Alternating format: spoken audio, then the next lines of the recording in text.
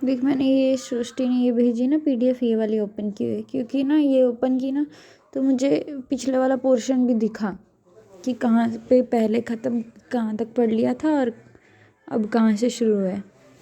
तो थोड़ा लैंडस्केप में आ जाइए, वहाँ से शुरू करते हैं। ये देखो, यहाँ तक हमने पढ़ लिया था 2 पाई पीरियोडिक तक।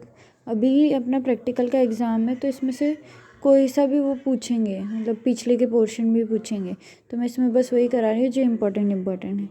ये दोनों मैंने नहीं लिए हैं, ये दोनों मैंने समझे भी नहीं है अभी।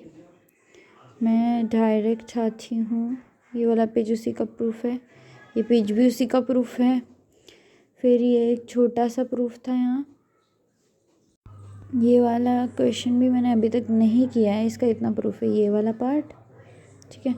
और इतना सा, ये रहा इतना पार्ट, ठीक है। तो अगर करना होगा, टाइम बचेगा अपने पास तो लास्ट में कर लेंगे, ठीक है। तो अभी आते हैं इस पे, मेन पोर्शन पे। तो पहले दे रखा है स्टडी ऑफ हीट कंडक्शन, जो टॉपिक है हमारा स्टडी ऑफ हीट कंडक्शन। तो जोसेफ फॉरियर करके जो भी मैथमेटिशियन थे, वो हीट कंडक्शन की थ्योरी के बारे में पढ़ रहे थे। तो उन्हें एक जो भी उसके एक बाउंड्री वैल्यू प्रॉब्लम उसके अक्रॉस आई, तो उसने एक सोल्यूशन प्रपोज किया।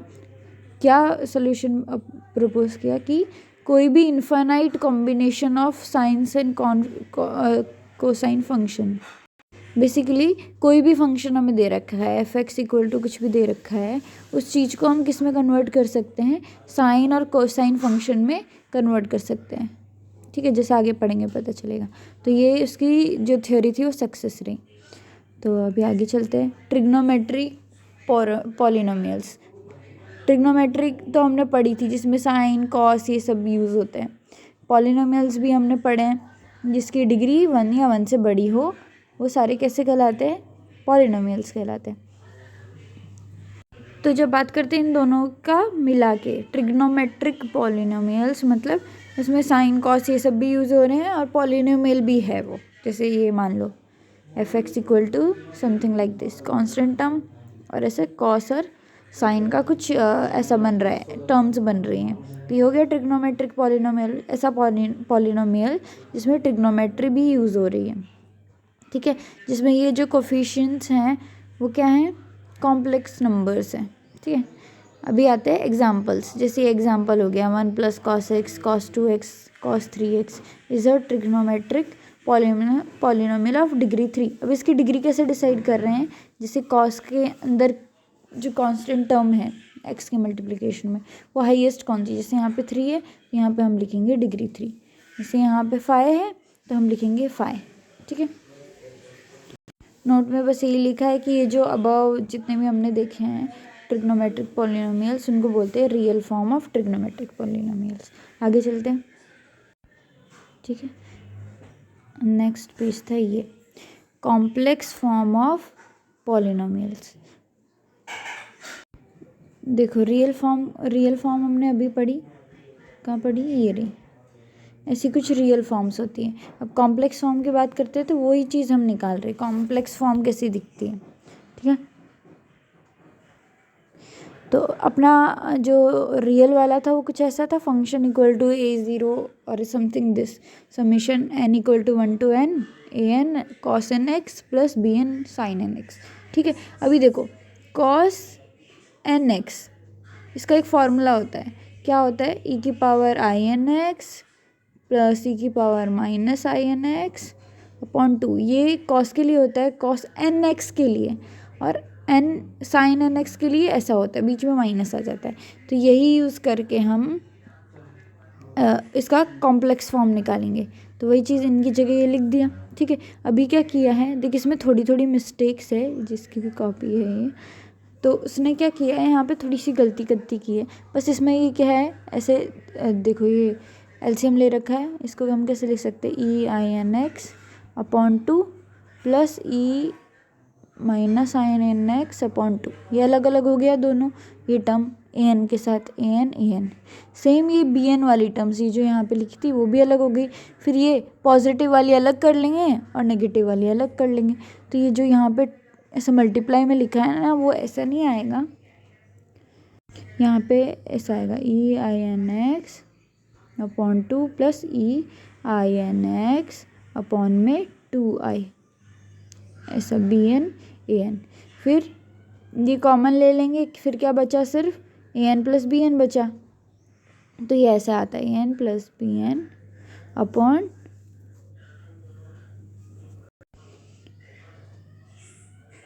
क्योंकि कॉमन तो हमने ये ले लिया ना EINX, तो हमारे पास क्या बचा है यहाँ से AN प्लस BN, यहाँ पे N अपॉन 2 बचा और यहाँ पे BN अपॉन 2I बचा, ये बीच में कुछ नहीं है, तो ऐसा कुछ बचा और इन्होंने मल्टीप्लाई करके लिख दिया है यहाँ पे, वो चीज़ गलत है, समझ में आया। ये ऐसा बचा AN upon 2 plus BN upon 2I। तो ऐसा चाहिए, यहाँ से कुछ क्वेश्चन नहीं आएगा, बस यहाँ पे थोड़ा सा गड़बड़ किया है, वही मैंने बताया। फिर ये तो सही लिखा हुआ है, ठीक है।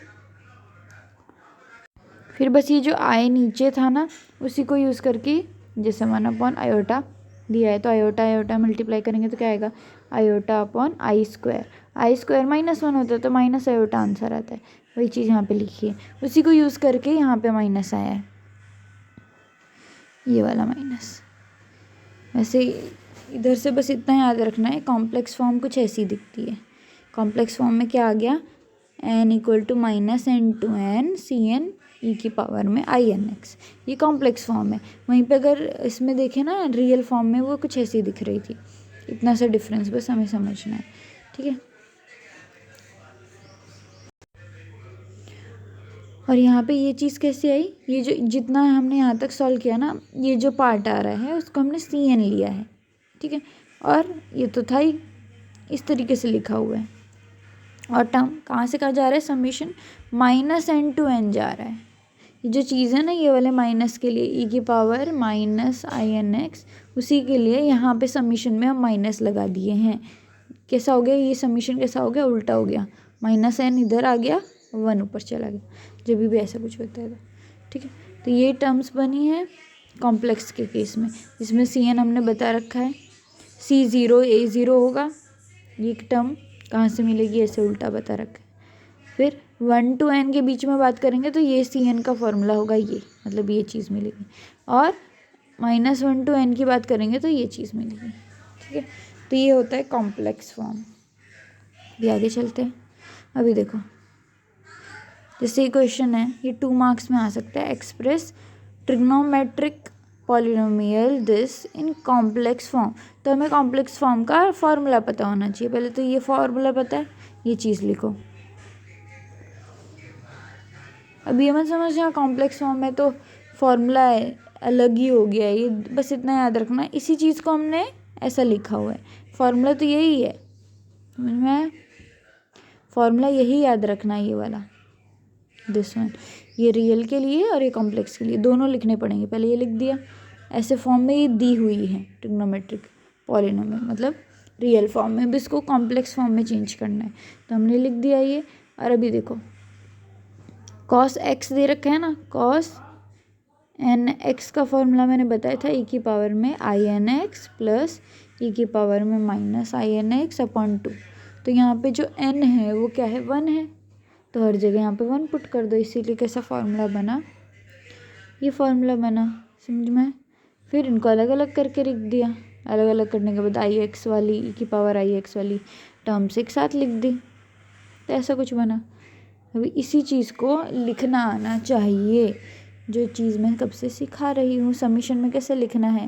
देखो यहाँ पे कहाँ से पॉजिटिव में, e की पावर में पॉजिटिव में कहाँ तक जा रहा है, 2x तक जा रहा है, तो ये कहाँ तक जाएगा, 2 तक, और माइनस में -2 तक जा रहा है, तो -2, ये याद रखना। ये कॉन्सेप्ट कहाँ से याद रहेगा, जब तूने ये वाली चीज़ समझी होगी, ये चीज़ कैसे आई, तो ये वाला कॉन्सेप्ट भी याद रहेगा सेम, ठीक है।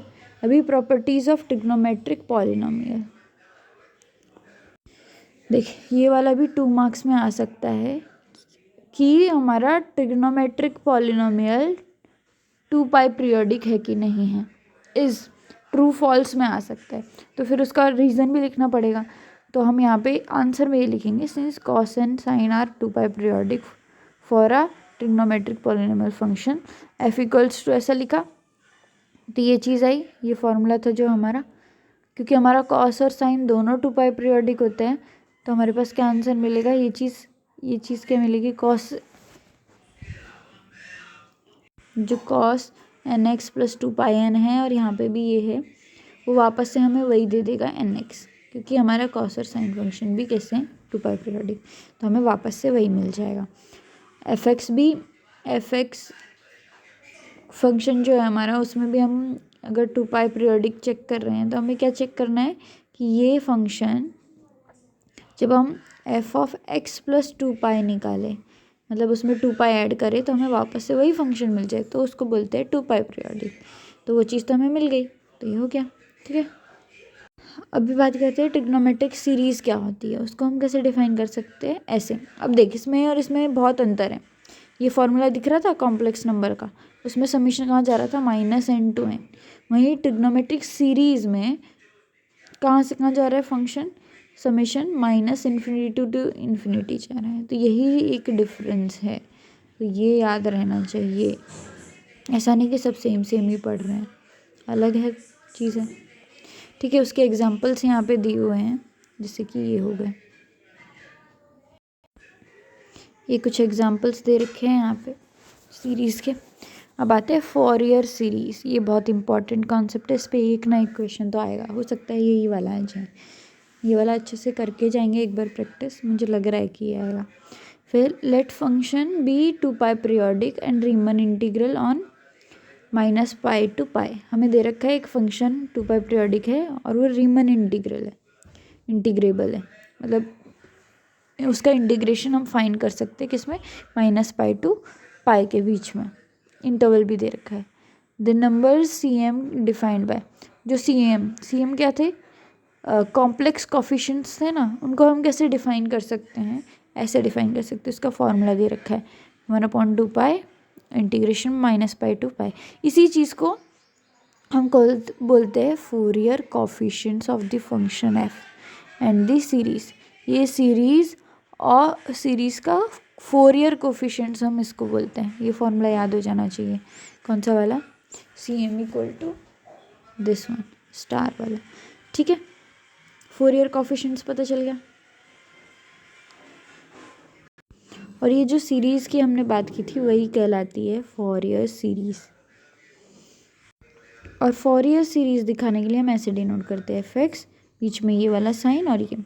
अब इस साइन का जस्ट ये मतलब है कि ये किसको डिनोट कर रहा है, इसका कुछ कॉन्ग्रुएंट से मतलब नहीं है कि कॉन्ग्रुएंट है कि नहीं सीरीज़ है, तो इससे कोई मतलब नहीं है। इसका सिर्फ इतना ये दर्शाता है कि ये किसके CMs जितने भी हैं वो सारे कहाँ से आ रहे हैं, स्टार से आ रहे हैं, कोफिशिएंट्स, फोरियर कोफिशिएंट्स।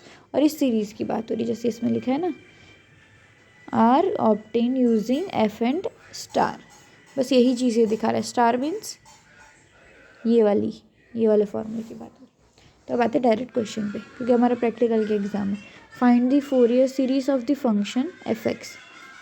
ये फंक्शन हमें दे रखा है, इसका क्या निकालना है हमें, फोरियर सीरीज़। फोरियर सीरीज़ के लिए हमें क्या चाहिए, हमें पहले ये कोफिशिएंट्स चाहिए ना, तो कोफिशिएंट वाले फॉर्मूले निकाल के पहले कोफिशिएंट्स निकालने पड़ेंगे। ठीक है, अभी देखो हमें इंटरवल भी दे रखा है, फंक्शन कैसे दे रखा है, मॉड्यूलस है, इसमें मॉड्यूलस x है, तो उसको ध्यान में रख के चलना पड़ेगा। ठीक है, तो पहले तो इस फंक्शन की बात कर लेते हैं। ये जो फंक्शन है ना, कैसे दे रखा है, pi minus mod x whole square. अभी देखो ये एक इवन फंक्शन है, यहाँ पे यूज़ किया हुआ है। इवन फंक्शन मतलब इसकी वैल्यू हमेशा पॉजिटिव आएगी, >0। आप कुछ भी डालो वैल्यू x की, हमेशा कैसे आएगी, पॉजिटिव, क्योंकि यहाँ पे एक तो मॉड्यूलस दे रखा है, ऊपर से स्क्वायर भी दे रखा है। मतलब यहाँ पे अगर पाई माइनस, यहाँ पे कोई छोटा नंबर भी, पाई की वैल्यू 3.14 होती है, मान लो x मैंने लिया 1, तो भी 1 लिया या फिर मान लो 4 लिया, तो ये कैसे हो जाएगी, माइनस में आएगी। मान लो मॉड्यूलस नहीं भी है तो माइनस समथिंग 1.4 1 पॉइंट समथिंग आएगी, उसका स्क्वायर फिर पॉजिटिव हो जाएगा, तो ये कैसा हो गया, एक इवन फंक्शन हो गया। ठीक है, अभी आते हैं मेन जगह पे। अब फॉरियर सीरीज़ के लिए, अब देखो पहले तो पहला वाला कोफिशिएंट निकालना पड़ेगा C0 फर्स्ट, फिर आगे की बात करेंगे, तो C0 की पहले निकाल लेते हैं। ठीक है, C0 के लिए फॉर्मूला हमने ये सेम लगाया, बस जहाँ जहाँ सी एम है वहाँ पे क्या आएगा, एम इक्वल टू 0 आएगा। सी 0 निकाल रहे हैं ना, तो सी एम मतलब एम इक्वल टू 0, जहाँ जो फॉर्मूला में एम है वहाँ पे 0, तो आई की पावर ई की पावर आई 0x हो गया। ये फॉर्मूला देख के समझो, यहाँ से ये वाला formula compare this to this, ठीक है। तो हमें क्या मिला, ई की पावर 0 मिली, तो वो क्या होता है 1 होता है, इसीलिए वापस हमें एफ एक्स मिल गया। अब एफ एक्स की वैल्यू पुट कर दो, एफ एक्स की वैल्यू हमने ये पुट की है, ठीक है। अभी देखो ये क्योंकि एक इवन फंक्शन है, इंटीग्रेशन का एक फॉर्मूला आता है -a to a F x D x, हम इंटीग्रेट कर रहे हैं। अगर एफ एक्स हमारा एक इवन फंक्शन है तो हम क्या उसको इंटीग्रेट कर सकते हैं 0 to a, समझ में आया। एफ एक्स मतलब ये लिमिट को ऐसे काट सकते हैं, दिख रही है, -a to a था, अब क्या हो गया 0 to a हो गया।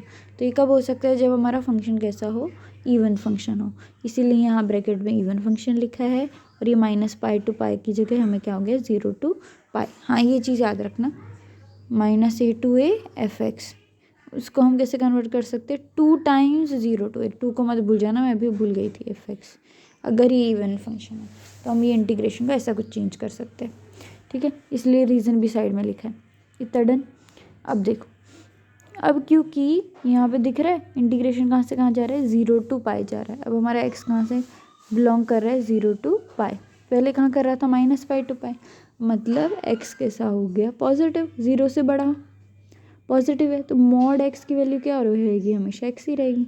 समझ में आया, इसमें हर वैल्यू कैसी है, पॉजिटिव ही है, तो हमें x ही मिलेगा ना मॉड x, समझ में। इसीलिए मॉड x हटा के, इसकी कोई मतलब ही नहीं रहा मॉड x लिखने का, जब हमारा x खुद पॉजिटिव है। मॉड x का मतलब क्या होता है, जब x हमारा कोई नेगेटिव है, मान लो -1, तो ये क्या बनाएगा, 1 बना देगा उसको, पर अभी हमें ज़रूरत ही नहीं है, तो मॉड x को हटा के हम सिर्फ क्या लिख सकते हैं, x लिख सकते हैं, इसीलिए हमने यहाँ पे x लिखा। फिर बस इसको इंटीग्रेट किया है। इसको इंटीग्रेट करने का वैसे तो बड़ा मेथड है सब्स्टिट्यूशन, पर डायरेक्ट कैसे किया है, pi minus x whole square दे रखा है, तो पहले तो इसको इंटीग्रेट कर दो, जस्ट इसको एक बॉक्स समझ के। तो उसका इंटीग्रेशन क्या होगा, जस्ट इसको बॉक्स समझो, तो ये क्या होगा, कोई भी टर्म है एक्स एन दे रखी है, तो उसका इंटीग्रेशन होता है xn+1 और अपॉन में n+1, तो ये हो गया 3/3। फिर ये जो अंदर का पार्ट है उसका डिफ्रेंशिएशन कर दो, मतलब पाई माइनस एक्स का डिफ्रेंशिएशन क्या होगा, -1 होगा, पाई कांस्टेंट है 0, -x का -1, तो ये हो गया -1, इसीलिए ये इंटीग्रेशन ऐसे लिखा हुआ है। समझ में आया ये इंटीग्रेशन कैसे हुआ। फिर उसका ये लगा दिया, उसके बाद हमें आंसर आया ये यहाँ तक, ठीक है। पूरा डिटेल में समझाया है, कोई डाउट नहीं होना चाहिए, ठीक है। ये तो निकला, सिर्फ C0 निकाला अभी, ठीक है। अभी इन जनरल हम बात करेंगे जब हमारा x ≠ = 0, ठीक है। हमने कहाँ तक बात कर ली थी, x = 0 की बात की ना। अब x ≠ = 0 के लिए नॉर्मल इन जनरल Cn निकालेंगे, हमने फार्मूला लिखा, ठीक है। फिर एफ एक्स की जगह वही वापस से लिखा, यहाँ तक ठीक है। e की पावर -ni(n)x की जगह हम ऐसा लिख सकते हैं, फॉर्मूला होता है, ये भी याद रहना चाहिए, और मुझे लग रहा है ये वाला क्वेश्चन आएगा, ठीक है। तब फिर नेक्स्ट स्टेप हमने क्या किया, e(in(x -in(x) को ऐसा लिख सकते हैं, याद हो गया। फिर इसको एक्सपांड किया, एक्सपांड करने के बाद हमने बताया कि हमारा जो sin x है वो कैसा है, ऑड फंक्शन है। अब देखो कोई भी फंक्शन ऑड है -a to a, तो उसका इंटीग्रेशन हमेशा क्या आता है, 0 आता है। sin x ऑड फंक्शन मतलब ये कि साइन में आप कुछ भी माइनस का पुट करो, -θ पुट करो, तो क्या दे देगा, -sin θ, मतलब ये नेगेटिव, मतलब फंक्शन की वैल्यू कैसी आएगी, नेगेटिव ही आएगी अगर नेगेटिव डालते हैं तो, उसको बोलते हैं ऑड। इवन फंक्शन मैंने क्या बोला, अगर फंक्शन में कोई नेगेटिव टर्म डालते हैं हम, तो हमें वापस से वही मिल जाए फंक्शन, तो हम उसको बोलते हैं इवन फंक्शन। तो जैसे कॉस में -θ डालते तो वो तो माइनस तो खा जाता है, cos θ देता है सिर्फ, तो ऑड इवन का मतलब समझ में आ गया। तो साइन कैसा है, ऑड फंक्शन है, कॉस कैसा है, इवन फंक्शन है, तो इसकी वजह से ये टर्म तो 0, मतलब ये तो गई। बचा सिर्फ ये कॉस वाला। फिर देखो अब हमें पता है कॉस कैसा है, एक इवन फंक्शन है, और ये भी एक इवन फंक्शन है, पाई माइनस एक्स का होल स्क्वायर। ठीक है, इसीलिए हम क्या लिख पाए, 0 to पाई ऐसे कन्वर्ट कर पाए। समझ में आ गया, दोनों थे इसीलिए, सिर्फ एक से नहीं काम चलेगा। ठीक है, फिर एक्स पॉजिटिव है तो ये इसकी जगह ये लिख दिया, वही सेम चीज़। फिर बचा ये इंटीग्रेशन, कैसे लगाया, यूवी रूल लगाया, मतलब इंटीग्रेशन में जो u डॉट वी वाला फॉर्मूला है वो लगाया है। फिर यहाँ पे निकला है हमारा ये चीज़, ये निकल गया, कौन सा, cn निकला है ये। तो देखो फॉर्मूला, एज पर फॉर्मूला क्या था, एफ एक्स इक्वल टू ये था c0 प्लस समेशन cn और e की पावर में आई एन एक्स, ये फार्मूला था, जहाँ पे n कहाँ से कहाँ जा रहा था, -∞ to ∞। ठीक है, ये फार्मूला था, वही चीज़ हमने लिखी है, c0 ये था, cn ये था, ये ऐसे कैसे। फिर इसको भी अलग करके बता दिया है कि जब हमारा 1 to ∞ होगा तो हमें ये मिलेगा, और -∞ to -1 होगा तो हमें ऐसा कुछ मिलेगा। ठीक है, इसी चीज़ का ये माइनस में आ रहा है ना समीशन, उसको हटाने के लिए करेंगे तो क्या हो गया, देखो वो समीशन उल्टा हुआ, और ये जो माइनस टर्म है वो कहाँ चली गई, हर n के पास चली गई, जबकि यहाँ पे भी आएगी, इसने नहीं लिखी है, पर -in(x) आएगा। ठीक है, इतना डन। तो ऐसे करके ये हो गया। फिर इसकी जगह वापस से हमने क्या लिख दिया, cos nx लिख दी। हाँ जी, हाँ, तो ये निकल गया फोरियर सीरीज। ठीक है, ऐसे करके हमने निकाली है। फिर देखो अगला क्वेश्चन ऐसा दे रखा था, फोरियर सीरीज में 2 पाई पीरियोडिक पहले से दे रखा है, किसका निकालना है, Fourier series F x equal to X के लिए। तो c0 हमने निकाला, सेम वही मेथड है। अभी देखिए इसने थोड़ी सी गलती की है, यहाँ पे आएगा 0 to 2 पाई आएगा, मतलब यहाँ पे जहाँ पे भी इसने पाई टू ये लिख रखा है ना, 0 to पाई आएगा, क्योंकि ये 2 पाई पीरियोडिक पहले से दे रखा है। तो हमारा फंक्शन की ये लिमिट जा रही थी -पाई से पाई, तो फॉर्मूला में ही था c0 के, तो उसके बाद 2 पाई पीरियोडिक है, इसीलिए हम कहाँ से कहाँ लिख पाए, 0 to 2 पाई लिख पाए। अगर हमारा फंक्शन 2 पाई पीरियोडिक है तो हम ऐसा लिख सकते हैं। ठीक है, यहाँ तक डन। फिर जो इंटीग्रेशन निकालने के बाद हमारे पास आंसर आया पाई, मतलब c0 आ गया। फिर हमने लिया जब हमारा n नॉट इक्वल टू 0, मतलब एक तरह से x not equal to 0, F x equal to X बात कर रहे हैं तो x के बारे में लिखेंगे, F N equal to n की बात कर रहे हैं तो n मतलब सिर्फ वेरिएबल चेंज हो रहा है। ठीक है, अब आते हैं जब, हाँ मतलब नॉर्मल इन जनरल cn की बात करते हैं, तो ऐसा फॉर्मूला था, क्योंकि 2 पाई पीरियोडिक है तो 0 to 2 पाई लिख सकते हैं। ठीक है, इंटरवल भी दे रखा है कहाँ से कहाँ तक में। ठीक है, फिर ऐसा कुछ बना, एफ एक्स की जगह ये लिखा। अब e की पावर -in(x) को, ये जो टर्म थी उसको कैसे किया है, इनको बस इंटीग्रेट किया, कैसे, वही यूवी वाला रूल लगाया है यहाँ पे, x को u और इसको v लेके फिर इंटीग्रेट किए। ठीक है, और उसके बाद हमारे पास आया है ये cn आ गया, फिर हमारी फोरियर सीरीज बन गई। तो सही तो था। ठीक है, अभी अगला नेक्स्ट वीडियो में करते हैं, बाय बाय।